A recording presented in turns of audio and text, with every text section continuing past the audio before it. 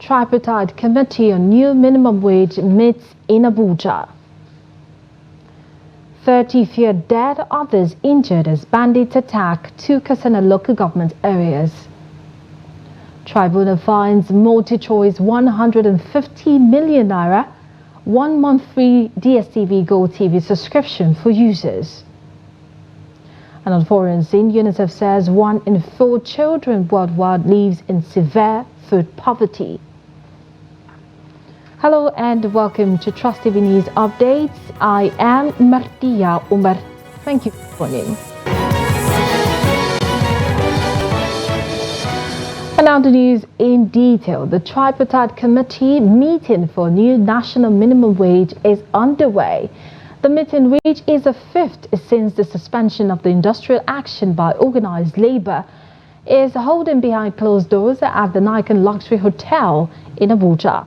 Some prominent members of the committee that are in attendance include the Director General of the Nigerian Governors Forum, the Minister of Labour and Employment State in Kiruka, Onyejiocha, the Governor of Imo State Hope Uzodinma, a representative of the Salaries, Income and Wages Commission, the Minister of Finance Wale Edun, as well as the Minister of Budget and National Planning Atiku Bagudu.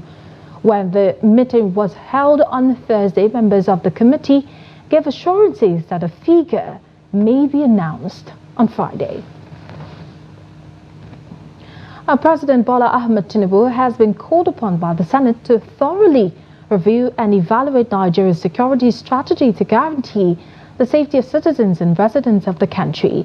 This, the call followed a motion moved by Senator Nasiru Daura, Katsina North, on the urgent need to review the security approach in curbing banditry attacks in northwest Nigeria. Trust TV Senate correspondent Sagir Ibrahim brings us these and more from Thursday's plenary.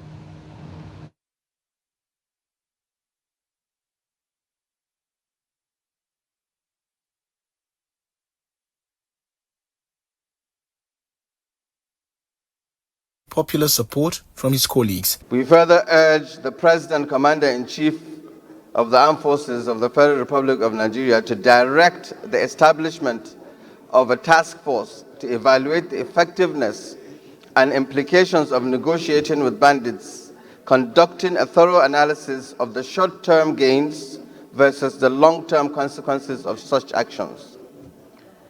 Most of our farmlands in these areas are no-go areas to our farmers.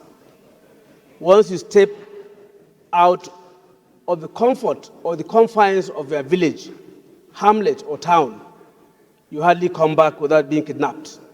So it's important that we intensify every effort, in particular the security forces, to engender security and safety in these areas. The leadership of this Senate should take a responsibility of liaising and interfacing with the executive towards finding a lasting solution to the problem of insecurity in this country. We should be talking about economic development like other countries.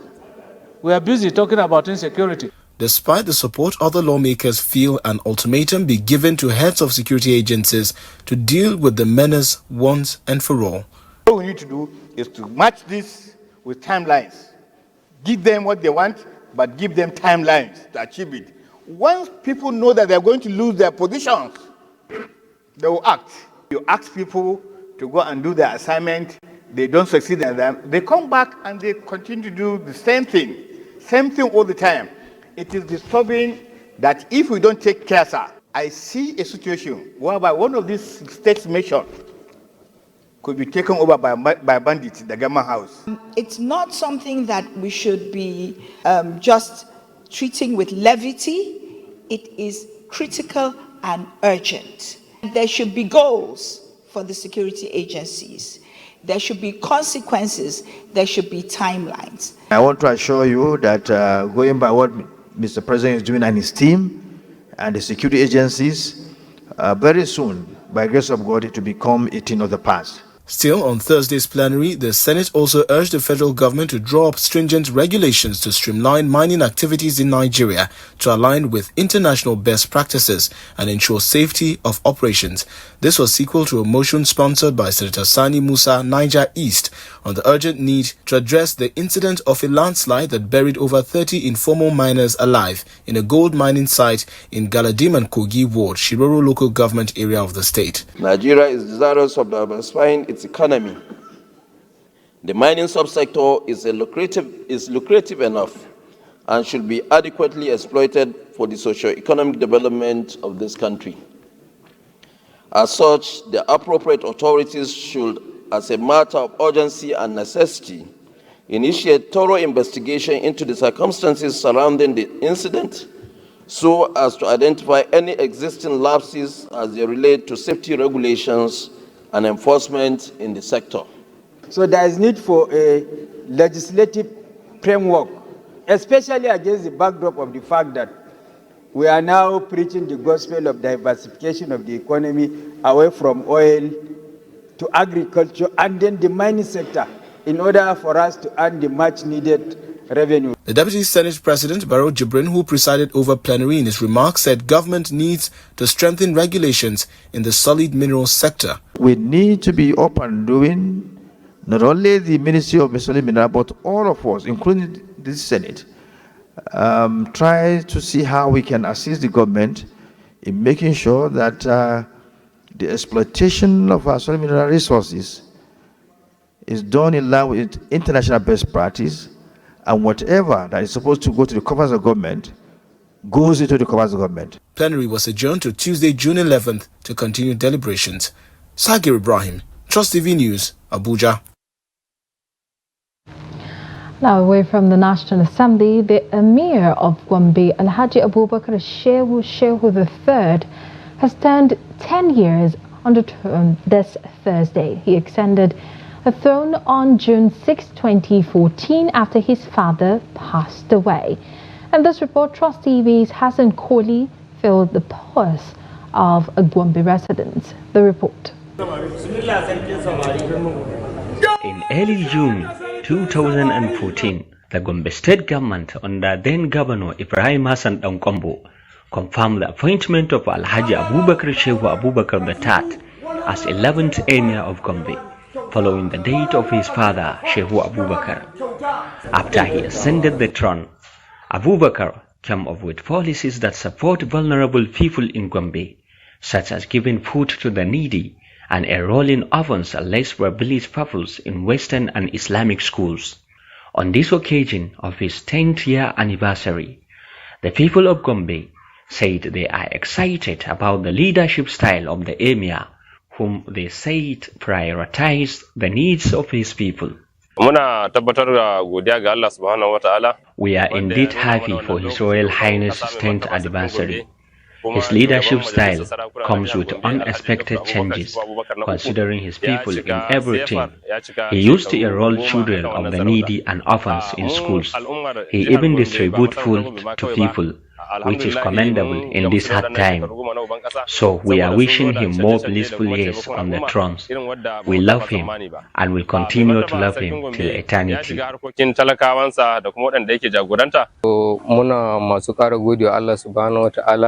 This is among the happiest moments ever. I truly love the Emir for what he did to us.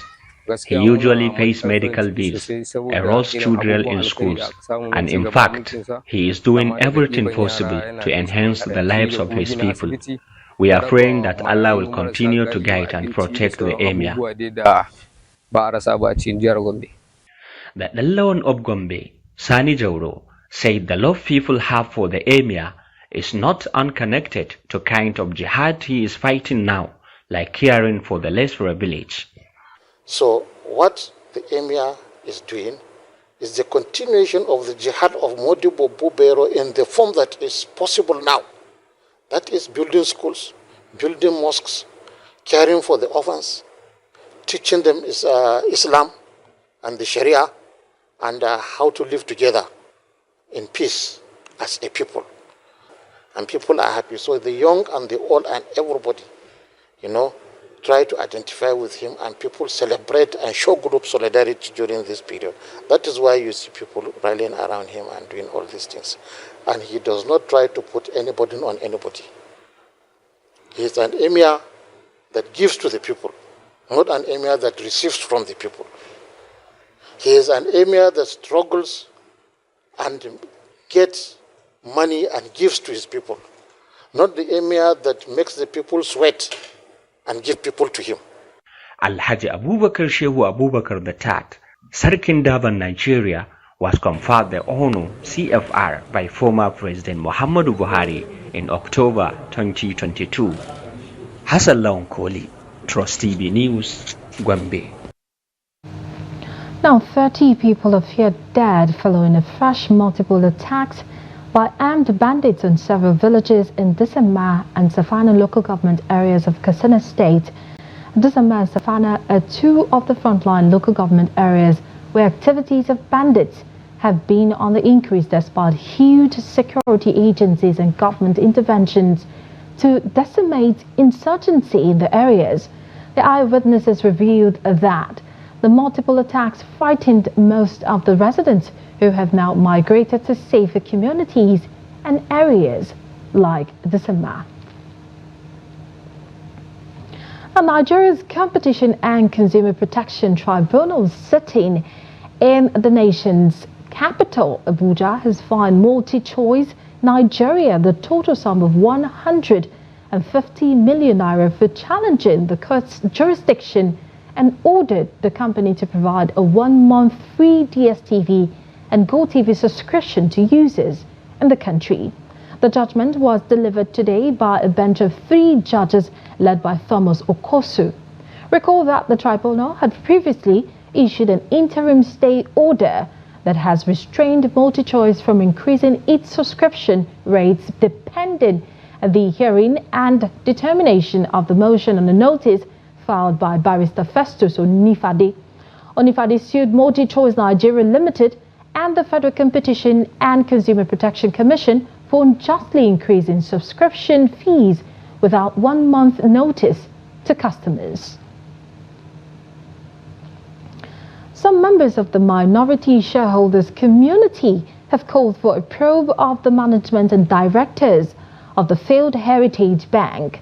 The call was made on Thursday following the revocation of the license of the bank by the Central Bank of Nigeria. The National Coordinator of Progressive Shareholders Association, Boniface Okezie, said probing the bank managers would boost confidence in the sector. According to Okezie, in all the crimes, the managers and directors would be held accountable. He added that the decision of the regulator was in line with its legal mandate, but expressed concerns at the time it took to arrive at the decision.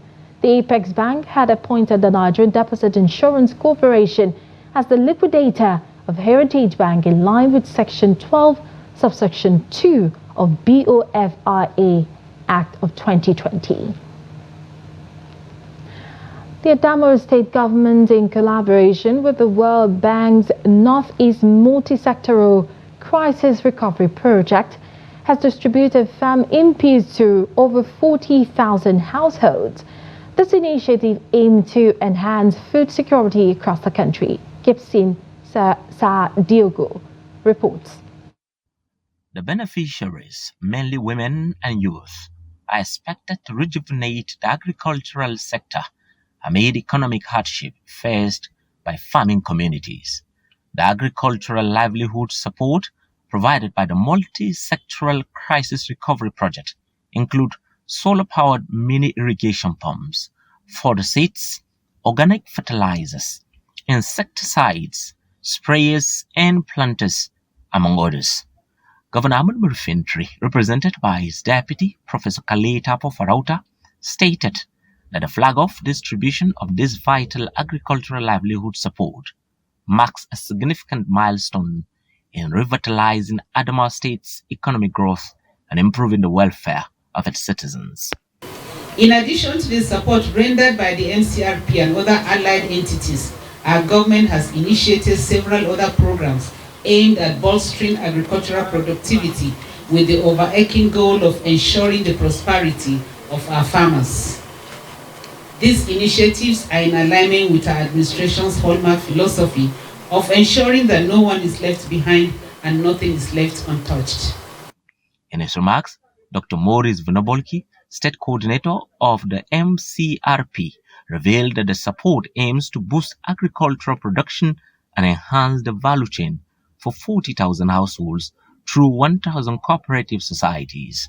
Dr. Vinobolki stated that the distribution includes complete mini-mechanized farm tools and certified seeds for maize, rice, and soybeans. Our first intervention that came through the original financing specifically was targeted towards the northern part of Adamawa State and where Boko Haram directly affected those communities. And this set of intervention that is called the additional finance now targets both those affected and those affected by displacement. Serene Kavichi, COTAX team leader and head of the Northeast Operation World Bank, said the bank is looking into making the intervention more sustainable in the state. Gibson Soadgo, Trust TV News. Moving on, Nigerian pilgrims in Mecca have been impacted by the biting economic realities as they take part in this year's exercise. In this report, Sharif Al-Hassan caught up with some Nigerian pilgrims during their tour of major Islamic landmarks in Medina. The report. This is the scene every day in the city of Medina. Tour buses stationed at every corner, waiting to take Nigerian pilgrims to some of the major Islamic landmarks in Medina. The most significant reasons why pilgrims stay here in Medina is to visit notable Islamic landmarks in Islam, most especially observing 5 daily prayers at the Masjid An-Nabawi mosque, and secondly is the visit to this very most important mosque, which is the mosque the Prophet Muhammad sallallahu alaihi wasallam first built in Islam, which is known as the Quba Mosque. The significance of this mosque is that anyone who observes 2 rakat prayers is equivalent to that who performs Umrah, the lesser Hajj. Dr. Bashir Imam and Abdulrazak Olajide are among those Islamic clerics from Adamawa and Oyo State spearheading such tours to Nigerian pilgrims, making emphasis on the greatness of Medina in the eyes of Islam. Medina is the first city of Islam, and it is where the Prophet ﷺ spent the last part of his life, and this is the very city where he is being buried, and also this is where his mosque is situated. The importance of mosque is praying in that mosque is more than 1,000 prayers performed in any other mosque. As the country's economy continues to bite harder, coupled with insecurity, the clerics say prayer is the only option. We need a fervent prayer, non-stop, because the situation of the country now, you see the strike here, killing here, maiming there, and everywhere. So, and there's nobody who can do it except Almighty Allah. Adamawa State Amirul Hajj 2024, Alhaji Mustafa Aminu Galadima Adamawa also re-echoes the need for prayers. Pilgrims to pray to God to give us peace, more peace to our country. Areas visited include the Quba Mosque, the Qiblateni Mosque, Date Farm, Mount of Uhud, and the great Masjid An-Nabawi Mosque, and subsequent entry into the Rauda, the tomb of the Prophet and his 2 companions. It has boosted my morale of being a Muslim, and it has also shown me those things that I've read on books, and now I saw it practically and how it is. So I feel great, and I am grateful to Allah. The National Hajj Commission of Nigeria, NACON, has so far lifted more than 45,000 pilgrims to the Kingdom of Saudi Arabia for this year's pilgrimage. In days to come, all the pilgrims will converge in Mecca for the Hajj rituals. From Madinatul Munawwara, Sharif Al-Hassan, Trust TV News. Now, prices of sacrificial animals in Katsina remain high, even with their influx from neighboring Niger Republic. Just days before this year's Eid al-Kabir festivities, Katsina is a major hub for the animal business, especially during the Eid celebrations, largely due to its proximity to Niger Republic, where most of the animals are sourced. However, prices have increased due to factors such as the exchange rate, extortion by border officials, and the high cost of animal feed, among others. Abdullahi Yamadi tells us more. In Katsina and other local markets such as Jibia, Dankama, Keita, and Meadua border markets, the prices of animals have reportedly tripled compared to previous years. For instance, a ram that cost 70 to 75,000 naira a year or 2 years ago now commands between 300 to 400,000 naira this year, with prices expected to keep rising until at least a day before Salah, according to many stakeholders. Currently, the price of sacrificial animals in Katsina State ranges from 70,000 naira to 500,000 naira, depending on the size of the animal. Prices are no longer comparable to previous years because they have tripled. I can tell you, very few people are patronizing us this year. The price of animals' feed has tripled. Exchange rate between Naira and Niger currency has tripled. Naira has been devalued, and when you take animals from Niger into Nigeria, you have to settle officials at every point. These corrupt practices are not healthy. The price of animal of this season is very, very much higher. Can't even compare from last 2 years back to now because of the situation that we are facing now. Everything is high. As you can see all this ram now, I have almost 5 ram that I bring since day before yesterday. But nobody come and even ask for their price. I came to Baram for the forthcoming Salah festival, but I doubt if I can because the price is high. Now I have to abandon the idea of buying.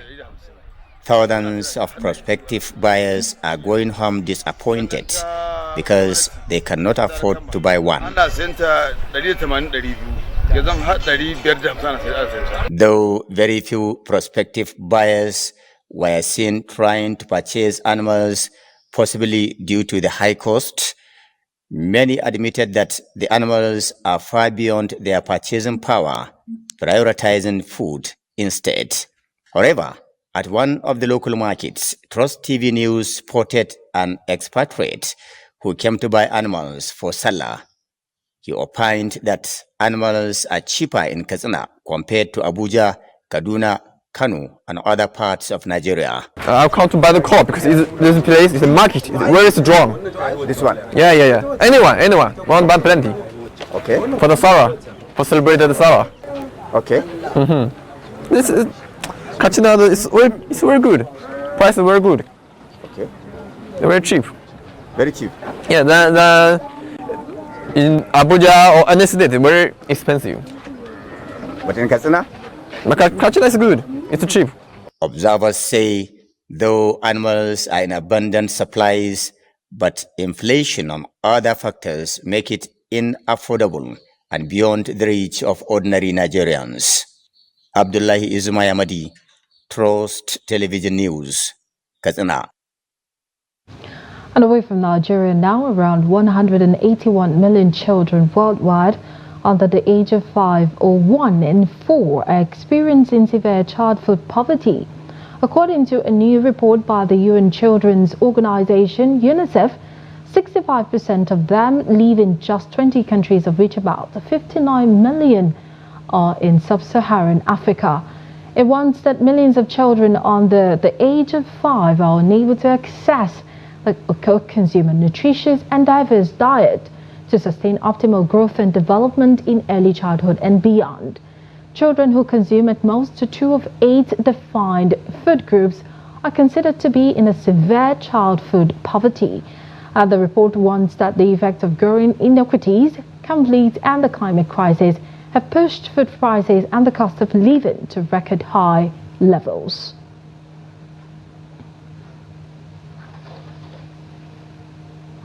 And that brings us to the end of the news update at this hour. For more, remember to follow us on all of our social media platforms. I am Martia Umar on behalf of the news crew. Thank you for watching and stay tuned.